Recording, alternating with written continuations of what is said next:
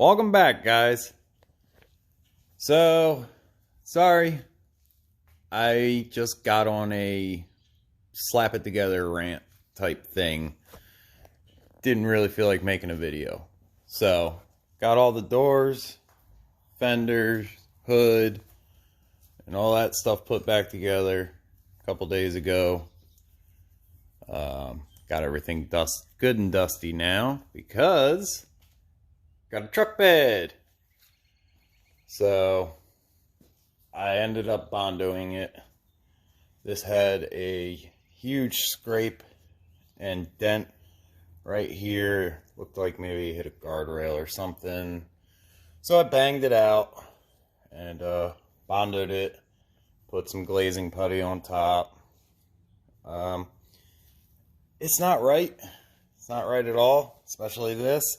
This had a huge hole right here. I just ended up filling it in with Bondo. And please don't say it in the comments. I know it's wrong. It is a temporary fix for right now to save a little bit of money. We'll see how long it lasts. Same with this side. It's not perfect at all, and I know this. There's a little dent here I fixed. So I 80 gridded the whole thing. I'm going to go back over with probably 400 or 220, something like that. Just try to smooth it all out the best I can. I went through and spent 3 hours last night. I ordered some Raptor liner.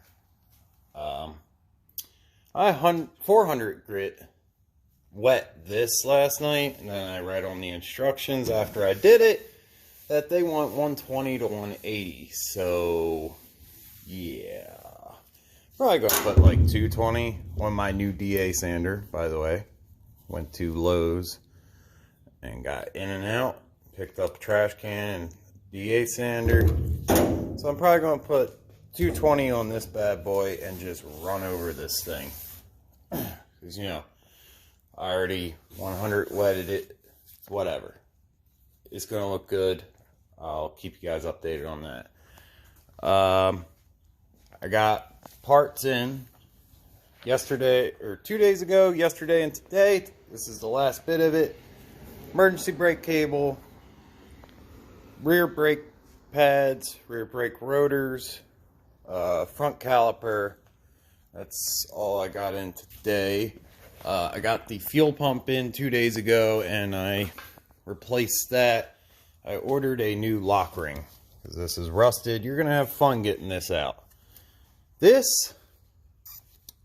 So what I figured out was to take a pry bar and gently break the little tabs here. Just break the rust off of them. Get it to wiggle a little bit. And then just beat the absolute crap out of it. Make sure this tab is pressed out. I got it. Make sure you don't get any sparks or anything. It is fuel. It's dangerous. So, I got a Bosch fuel assembly. I noticed a lot of them on there. They wanted you to replace the plug. So, I went with the Bosch. It was 130 bucks. It's not bad. Bosch is a good brand. I think it'll be good. Other than that, I did the front. The other side is done. So I ordered shocks, and they messed up and sent me 3 of the back shocks and 1 front shock.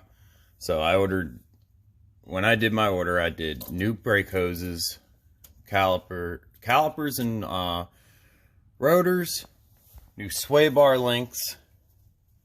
These are fun to do too. So you jack up the suspension and get it as high as you can and just battle it. It's fun.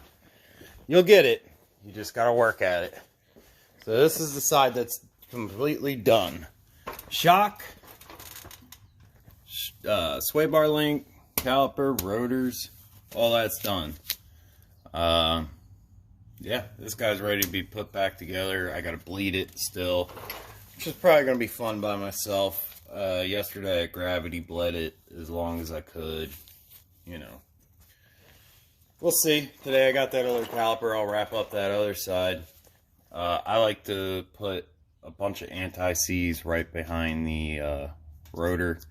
And then I'm going to anti-seize this surface here to make sure the wheel doesn't end up getting stuck on there. And you want brake parts lubricant, which is different than anti-seize. You want to put it on these tangs here on the caliper and on the pistons, and put a small amount on the pins of the caliper. I think it's like 120 foot-pounds. I just cranked them down. You know, just make sure they're tight. I'm not too sure about the shocks, what you're supposed to tighten them to, so I just squished them down a little bit, made the rubber, you know, squish a little bit. And same with the strut here, sway bar link, I mean. I just crushed it down till it's squeezed a little bit on the rubber.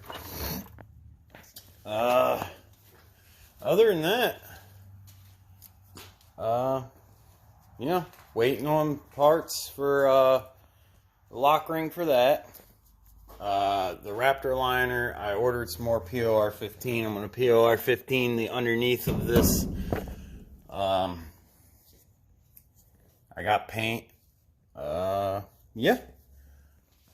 Other than that, I might show you the emergency brake cables. That was the other thing. I ordered parking brake shoes. These aren't that bad to do at all. You just work it over this. There's people out there that made videos about it already. A1 Auto explained it very good. If you're curious about how a new emergency brake cable goes, you put the spring in between here, and it locks into there. I'm not sure if that's right, but it looks more right because it was hitting up against the exhaust. Put that on that part. The axle. One thing I can't figure out for the life of me, and I'm not sure that it matters, I don't remember which hole which one went in. There's a hole here and a hole here. I don't think it matters. I'm going to throw the other one up in there and see how it looks. And then probably I might have to get vice grips and lock the emergency brake actuator there, lock it in to give me enough room to get the cable to attach. And we should have a working e-brake and everything. Also ordered another filler neck. That was like 30 bucks off of eBay. Yeah. All right, I'll bring you back when I finish today up. Did shocks too on the back. Look great. Some cheapo original quality on Rock Auto. We'll see how they ride. Yeah, I'll bring you back when I'm done today, and that'll be it for this video. See you in a little bit. Alright, I'm going to show you the best way to get these things connected. Now, you're going to need to have your rotors off, but Harbor Freight, $2 little clips, amazing for this. So, you're going to have to put it on one end and pull it to get it up over this, and then you can ratchet it a little bit. Get them bad boys on full lock. Oh yeah. Then, like cake, get that right on there. So, with the holes, I went with the left driver's side one. I put that in the bottom, and then the right passenger side one, I put that in the top. Don't know if it's right. It looks natural. They're all riding along. This one, this clip here, I had to spread it out and flip it over backwards. I don't know if they messed up putting it on or what, but if it was on there like it was hitting the shock. So I took it off and flipped it around and tightened it down. Hopefully that's where it goes. It's been so long since I took these cables off, but you know, it looks natural. It's a little low, but I think that's where it goes. All right, guys. Bring you back when I'm got some more updates. All right, real fast. Make sure you remember brake clean. surfaces. This has a parking brake surface in here. The other side, I'm doing this surface and the outside surface for the anti-seize to stick on there.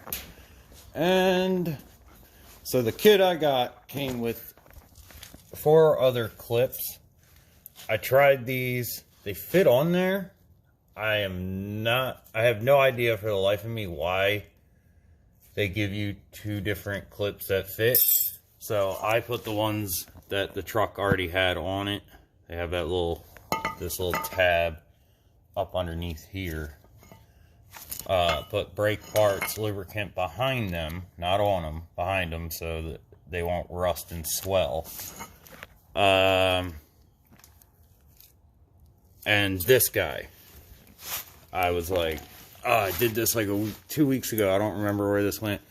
This goes up in the caliper like that. You slide it in that way and push this part on the inside of that. So that's where that goes. Anti-seize that. This has brake parts, lubricant on the inside of the parking brake. This, because they're brand new, just needs like 1 or 2 turns out. You want it so that the rotor is grabbing on it while it's spinning so it can break in. Not super hard. You want to still be able to spin it. I will show you really quick. This guy. You can still hear it barely grabbing, but you can still spin it. That's what you want.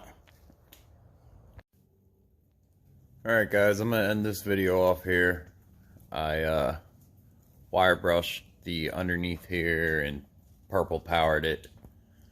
My brother came over and helped me flip this up on its top like this. Finished off all the brakes. He helped me bleed the front ones. Just waiting on that shock. And POR 15 and Raptor liner. I should be able to put some primer on this. And we'll go from there. Alright guys, I'll bring you back when I finish it up. Or what I'm going to do with this guy. I'll see you all next time.